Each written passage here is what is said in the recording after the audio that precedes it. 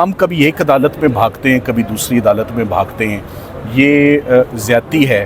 हमें कोई स्पेशल, जैसे बाज़-औक़ात अदालतें तो बड़ी स्पेशल केसेस के लिए लग जाती थी। आप इस चीज़ को हम नहीं भूल सकते कि आपने अपने फॉरेन मिनिस्टर के ऊपर ये इल्ज़ाम लगाया हुआ है, आपने साइफ़र का संगीन इल्ज़ाम अपने फॉर्मर प्राइम मिनिस्टर पे लगाया हुआ है। ये इंटरनेशनली भी it brings a very bad name and creates a very bad impression. ऐसे इम्प्रेशन को तो टॉप प्रायोरिटी पर आपको सुनना भी चाहिए और एक्सपीडिशियसली उस पर फैसला भी देना चाहिए। तो मैं इस बात से एग्री करता हूँ कि हमने साइफ़र के केस को हमने ऐसे आर्ग्यू किया है जैसे कभी किसी केस को इतने बुरे तरीके से डिमोलिश और इतने बुरे तरीके से कभी किसी केस को डिस्ट्रॉय नहीं किया जैसे साइफ़र को किया है। सो जब कर दिया और सारी बातें भी क्लियर हैं तो उसके बाद फिर ये टॉप प्रायोरिटी पर इंसाफ के तकाजे तभी पूरे होंगे अगर जल्द अज जल्द इसका फ़ैसला आएगा। चूँकि इमरान खान साहब ने आपको जो मैसेज भेजा है मैं एग्री करता हूँ कि इस हाथ दे उस हाथ ले, एक हाथ बरियत लो एक हाथ में सज़ा लो, ये अब नई थ्योरी है।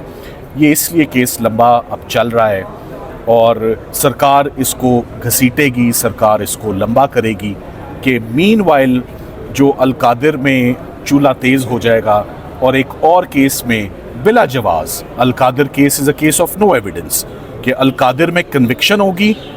कब कन्विक्शन होगी? आज का इंटरव्यू याद रखिएगा। कब कन्विक्शन होगी? आज से महीने सवा महीने के अंदर अंदर होगी।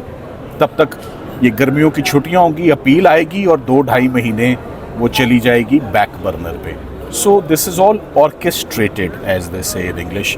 सो ये फेयरनेस यही डिमांड करती है, ये हमारा तकाजा भी। हम कितने दिन आए यहाँ पर इंसाफ मांगने, साइफ़र केस में आके थक गए हैं। साइफ़र केस में मैंने अपने आवर्स काउंट किए हैं, 18 घंटे बहस किए मैंने, 11 दिन 18 घंटे। अब सरकार शुरू हुई है, आपने फरमाया टेस्ट मैच, तो और वही बातें वो दोहराना शुरू हो गए हैं। ये बात दुरुस्त है, बच्चे को अब समझ आ गई है कि साइफ़र क्या है, जुर्म हुआ है या नहीं हुआ। साफ़ियों को भी समझ आ गई, क्योंकि आते जाते आप सब लोग सवाल पूछते हैं कि लंबा क्यों हो रहा है। आप तो कह रहे थे बहुत मुख्तसर केस है, बास चीज़ें मेरे बस में हैं, बास चीज़ें मेरे बस में नहीं हैं।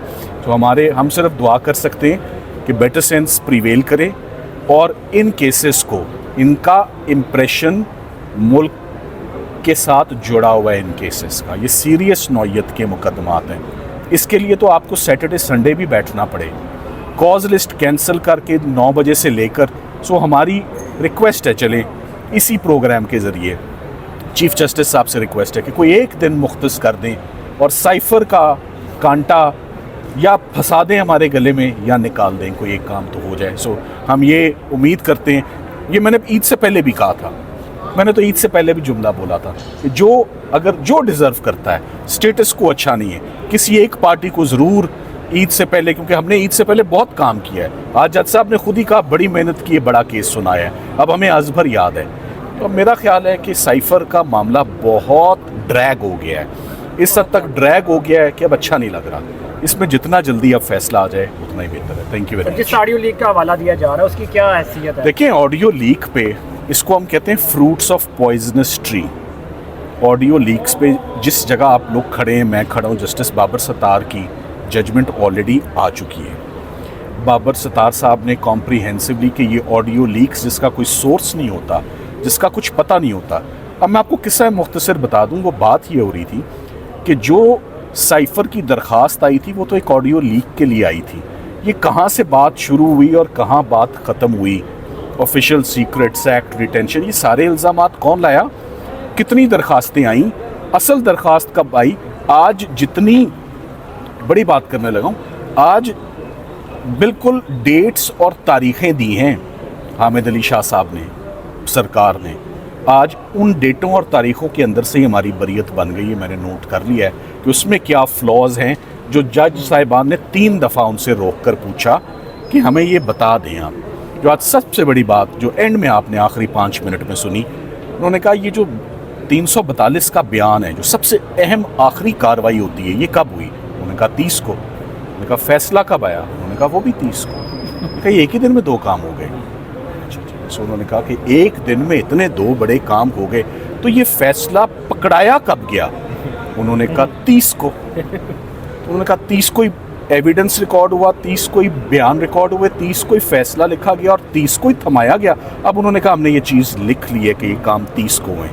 फैसला 30 को नहीं आया, फैसला 16 को आया है। उसके 16 दिन बाद का 30 से लेकर 16 तक कौन हिसाब देगा, ये फिर किसी और दिन के लिए बात करेंगे।